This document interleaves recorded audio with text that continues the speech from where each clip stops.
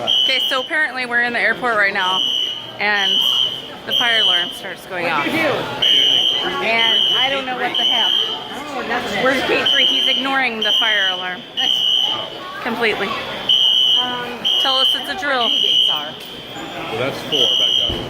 Okay, that kind of looks like a 3 over there. But then, never mind, that's just an arrow. I can't see, I don't know. And I'm just gonna follow Amber.